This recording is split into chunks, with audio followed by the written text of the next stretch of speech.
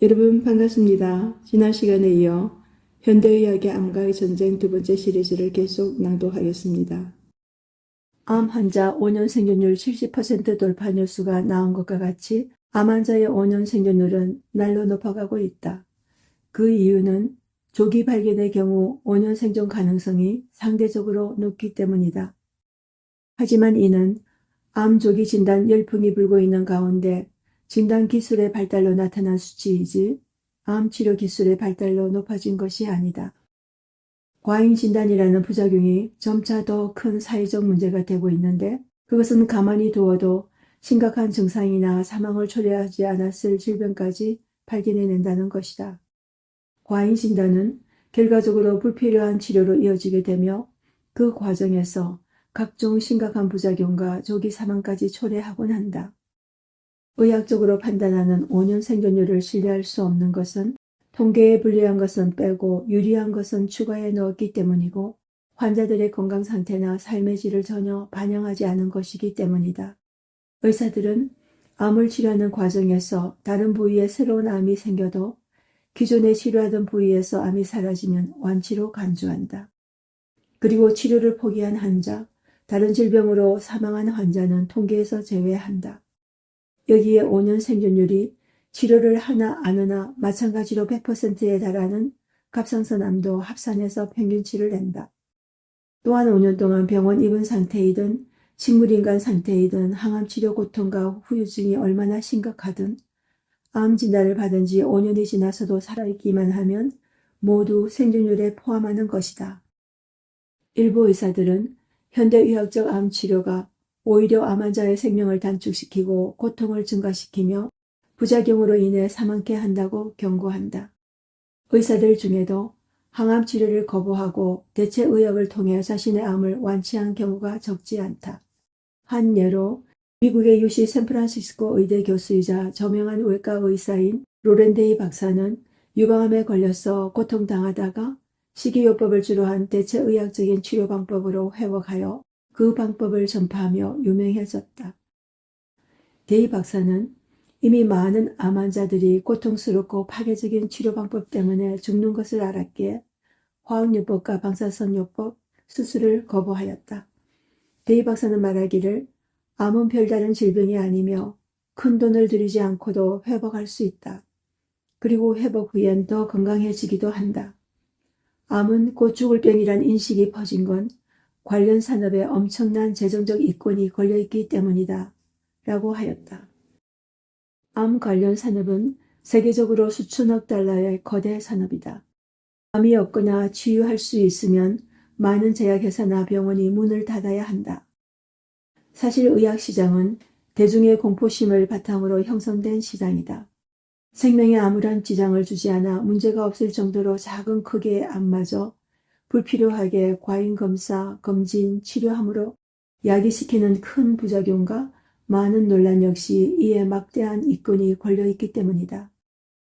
제약회사들은 거대 자본을 가지고 끊임없이 획기적인 신약 개발이라는 마케팅으로 환자들을 유인하지만 신약 실험 때 종종 긍정적인 결과만 발표하고 부정적인 결과는 발표하지 않는 방법으로 사실을 왜곡시키고 있다.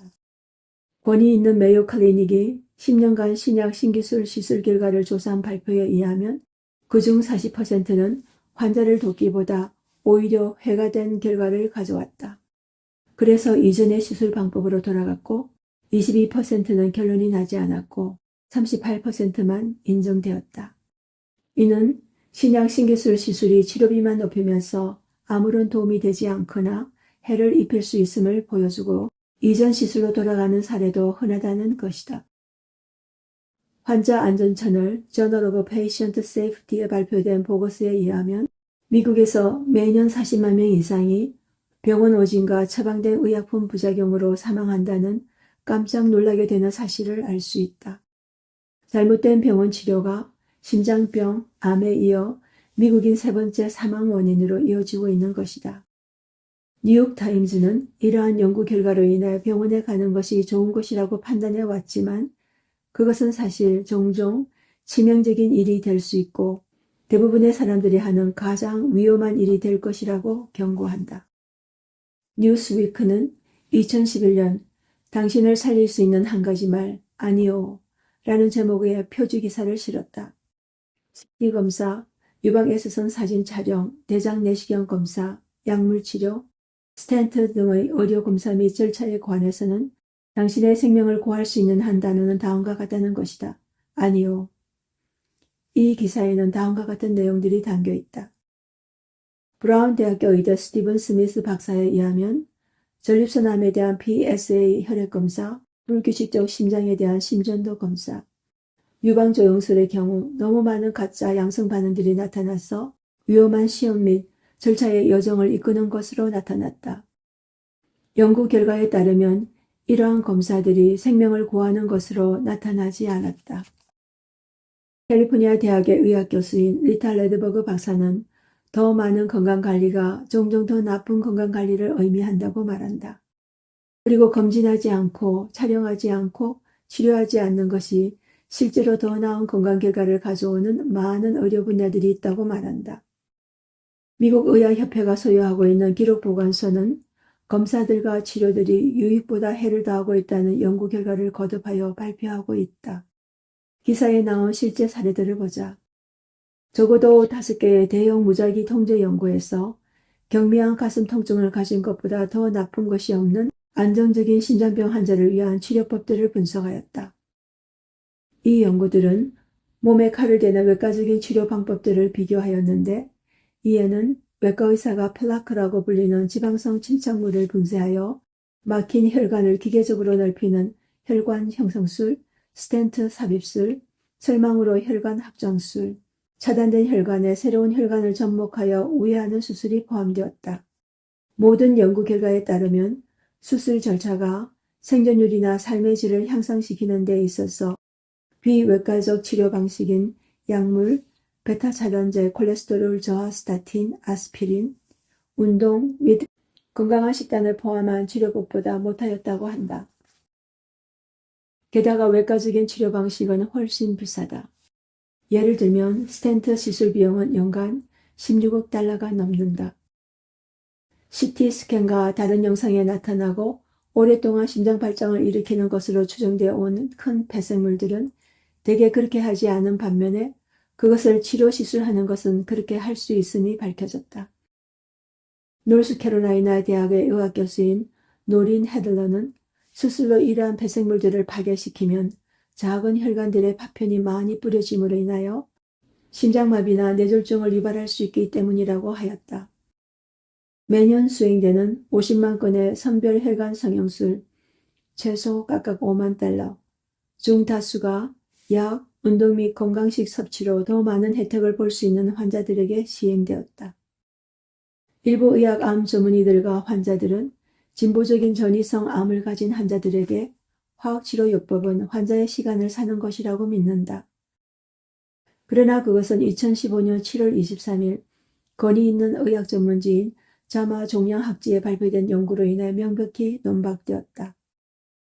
타임지에서 화학요법이 유익보다 해를 미칠 때 라는 제목으로 소개된 이 연구는 470명의 말기 암 환자를 추적 조사하여 사망할 때까지 중간치가 38개월, 화학요법 사용과 삶의 질과 활동 수행 상태와의 관련성을 조사하였다. 그 결과 전반적으로 화학치료요법이 삶의 질을 향상시키지 못하였고 놀랍게도 실제로 활동 수행 상태가 좋은 환자들의 삶의 질이 악화되었다. 연구팀은 다음과 같이 요약했다. 말기 암 환자의 삶의 질은 개선되지 않으며 상태가 좋은 상태의 환자조차도 화학요법으로 해를 입을 수 있다. 시한부 3개월은 거짓말은 30여 년 동안 일본 게이오 대학병원 방사선과에서 암 환자를 치료하고 있는 곤도 마코토 박사가 암 치료법에 관한 근본적인 문제를 제기한 책이다. 그는 의사들의 3개월 시한부 선고는 환자를 겁에 질리게 하여 자신들이 의도하는 치료로 몰아가기 위한 수단이라고 주장하면서 되도록 수술을 자제하고 항암제의 치료를 최소화해 환자의 삶의 질을 높이면서 수명을 연장해야 한다고 강조한다. 그의 경험에 의하면 다른 의사한테서 시한부 3개월 선고를 받고 현대의학의 3대 표준 치료를 받지 않으려고 자신에게 온 환자들 중 몇 개월 안에 세상을 떠난 사람은 하나도 없다고 말한다. 또한 건강한 사람이 순식간에 딴 사람처럼 모습이 변해 세상을 떠는 것은 암 치료 때문이라고 한다. 곤도 박사는 암을 수술하지 않고 지켜보는데 항암제는 효과가 없고 검진은 백해무익하며 암은 원칙적으로 방치하는 편이 낫다고 주장한다. 의사에게 살해당하지 않는 47가지 요령, 역시 곤도 박사가 지은 베스트셀러 책으로 일본 사회에 반향을 불러일으키고 있는데 다음과 같이 말한다. 암에는 진짜 암과 유사암이 있어 유사암은 방치해도 진짜 암으로 발전하지 않는다. 진짜 암은 현대의학으로 완치할 수 없으니 수술과 항암제 치료를 받아봐야 고통만 가중시키고 생명을 단축시킬 뿐이다. 어느 쪽이건 수술을 하지 않는 쪽이 고통이 적고 오래 산다. 이 글을 적으면서 나 자신이 직접 경험한 일이 생각난다. 2003년 이곳 미국에서 학업과 상담하는 일을 병행하다 과로하여 배탈이 나고 열이 나서 대학병원에 입원하게 되었다.